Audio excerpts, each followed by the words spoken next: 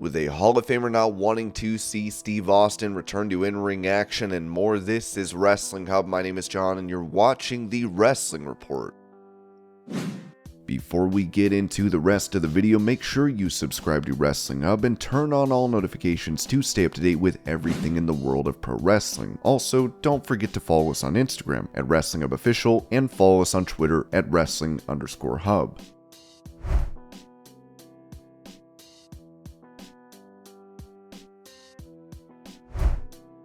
Talking about coming out in pro wrestling, AEW Tag Team Champion Anthony Bowens told Allison Rosen that it makes me feel proud because, there was a time I said that in a promo. I didn't think I'd be able to have a moment like that ever. I would sit in my room, in my car, and just cry thinking if I came out, my career is over. Fans would hate me. Wrestlers would hate me. A national TV company wouldn't take a chance on me. So there was all this fear, all this fear and anxiety that I look back on now, to be able to be somebody that people can watch on television, hopefully connect to and relate to give them that sense of hope that I made it through. They can make it through.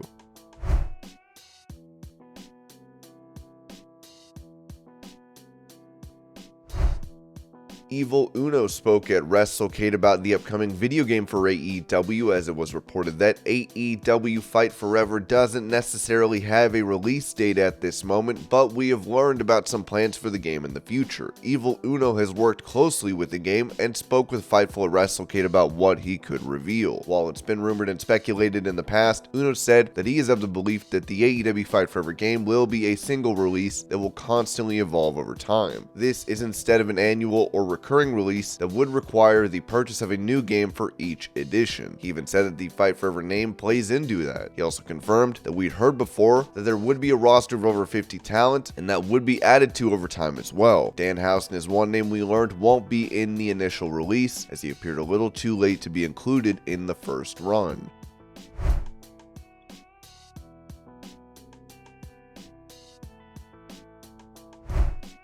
With Jake Roberts talking about MJF's reign as AEW World Champion on the Snake Pit podcast, he noted how this shows just how good the late great Roddy Piper would have been as world champ, saying, yeah, MJF's run as world champion definitely could. Roddy was another one of those guys who didn't need a belt, but had Vince seen the light and worked with Piper, I think it would have been just unbelievable because Piper was such a strong character.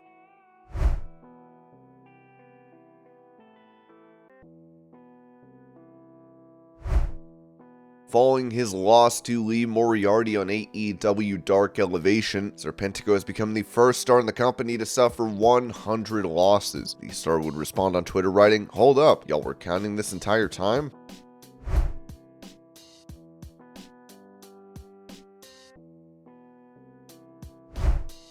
With him undergoing surgery to repair a torn pectoral muscle, Andrade would post an update 3 weeks following the operation. Andrade would also take to Twitter to post a video of the match he got injured in, as he wrote, "I was injured but always professional. I finished the match. The most beautiful thing is to listen to the universe of fans and get up."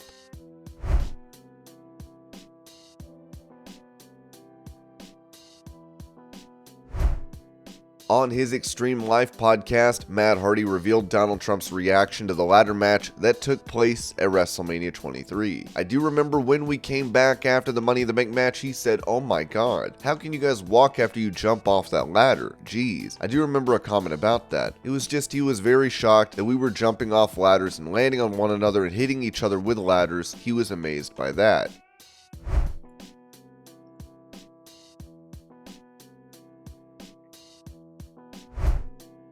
With her criticized for being stiff and dangerous during a match against Jody Threat back in October, Athena pointed out what she considers to be a double standard in pro wrestling, telling Busted Open Radio, "Because I feel like it. Sometimes nice guys finish last. Sometimes you get frustrated and it's hard because you're trying to find an opportunity to not get lost in the shuffle because at AEW, there's so many talented women just across the board and it's like, what can you do to stand out? You're asking questions like, why am I stuck in this position? Why is this happening to me. Am I not good? Finally, you have to just say F it. That's basically what I've done. I'm going to do what I do best. For 10 years before I signed to WWE, I was probably one of the most notorious heels. I worked my entire indie career as the bad guy. I even got the nickname the American Joshi because of my hard-hitting style. People forgot about that. Through my entire TV career, it's something I always wanted to get back to. The girls can hit just as hard as the guys. I have to sit there and see Jon Moxley and Jericho and Yuta. All of these guys hit the tar out of each other. I guarantee you, if I was a man, there wouldn't be as much backlash or anything about that. It's all these old, bloated farts that want to sit there and tell us we need to look pretty. They complain when it's a dance, they complain when we hit hard. Get over it. We're out here to be just as good as the guys. We give it our all and put in all this time and effort to hone our craft, and I feel we're underappreciated when we do things like that.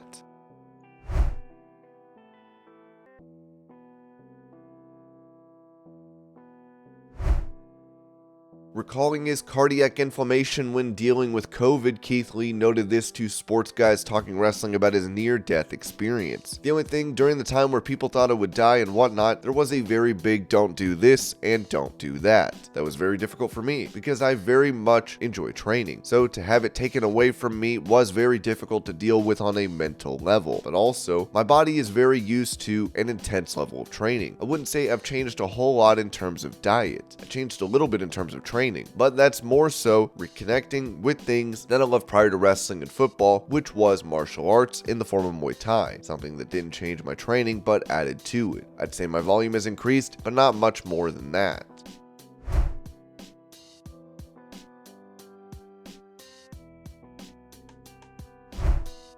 With Austin Theory and Mustafa Ali having a scary botch take place during their match on Raw this week, Fightful would provide more details, writing regarding the top rope Frankensteiner botch. We're told that it happened because Theory didn't hold on to Ali. The idea was for Theory to block the move and lift Ali up into a powerbomb. From there, Ali was supposed to counter that move back into the Rana. It was Ali that called for the ref to check on Theory, and Ali called the audible for the satellite DDT. Theory was also very apologetic backstage for the slip up, but there was no heat between the two. Backstage sources indicated that Theory was very apologetic for the spot afterwards.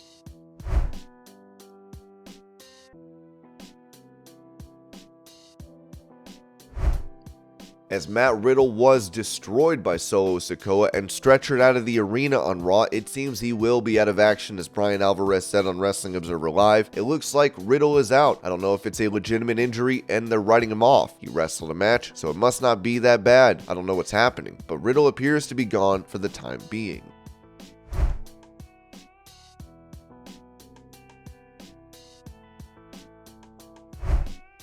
Speaking about William Regal's departure from AEW after signing with the promotion earlier in the year, commentator for the company Jim Ross said on his podcast that he's been a very valuable resource. You can't replace guys with that kind of experience, and in Regal's case, the patience to help these young guys. He was in the ring every day at AEW TV. He always had time for the talent, young, green guys. I told some of the talent the other day, I hope you guys are paying attention to him. I mentioned to MJF, I said, the more you can sit under that learning tree of William Regal and talk about the psychology of being a wrestling villain, you should, because he's got great psychology. A very valuable asset wherever he may be. I don't know what the future holds for him.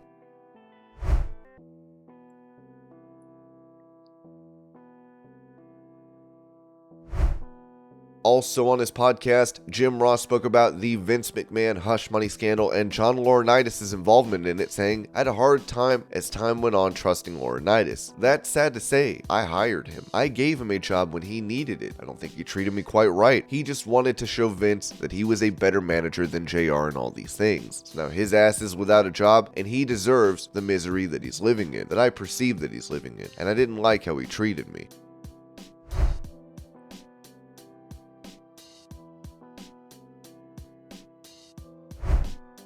Touching on the prospect of Stone Cold returning to in-ring action, Mick Foley said this about him coming back for a match at WrestleMania 39. No, he had the swan song, and it was a tremendous swan song. It was my favorite match of the night just because Steve went and did so much more than anybody thought he would. Then Kevin Owens deserves some type of award. I don't know if the Nobel Peace Prize went to Kevin Owens last year. I could argue he should have won it, just for single-handedly carrying that angle. Steve wasn't even on TV. I think he did one promo by remote. Owens calling the Texas landscape flat and uninspired is just a thing of beauty. Then, the next night trying to create an excuse for his loss by saying not only was he lifting weights, he was lifting a lot of weights. Man, there's a lot you can learn from watching how that program was done. But the main ingredient is that your guy coming back has to be able to deliver on a level or exceed the level that is expected. Steve did such a fantastic job. Of course, people would love to see him in The Rock, but not as much as they love to see Rock and Roman, in my opinion.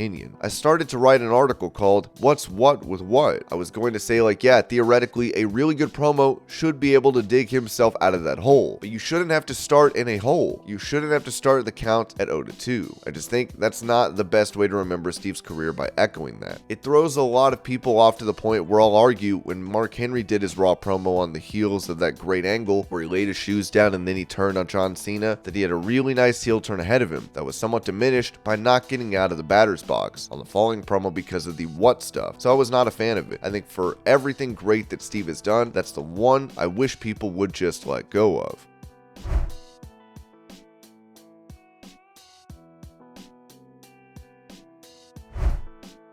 In some unfortunate news, MLW star Richard Holliday is suffering from cancer, as he told Sports Illustrated. It's been a whirlwind. You never expect this to happen to you. I took such pride in my health, so to get news like this was quite shocking. When I wrestled Hammer in June, I was taking Dayquil to get through every day. I kept pushing and pushing, but I just felt off. At that point, I had just got home from California. The whole time I was there, I was freezing. I was pale white when I left after a month. I was taking iron pills to try to counter that, but my levels kept dropping. They checked if I had internal bleeding, which I didn't, and then they ran a litany of tests and a scan of my body for a possible case of lymphoma in September. Those tests confirmed it was Hodgkin's lymphoma. My plan is not to lose to lymphoma. My plan is to inspire people. I'm going to come out of this stronger, and I'm going to let people know they can beat it too. For a little while at first, I was so busy with treatments. I felt so removed from wrestling, it was even tough to watch, knowing it was ripped away from me. Now I can't stop thinking about my return. I think about my return every single day. I'd be lying if I said I didn't, but this is a process. I know there are more steps after chemotherapy. Mentally, right now, I am ready. Physically, I know it's going to take some time, but I will be back. And this was your Pro Wrestling News Update. I hope you're all having a great day. Thank you so much for watching, and I'll see y'all later.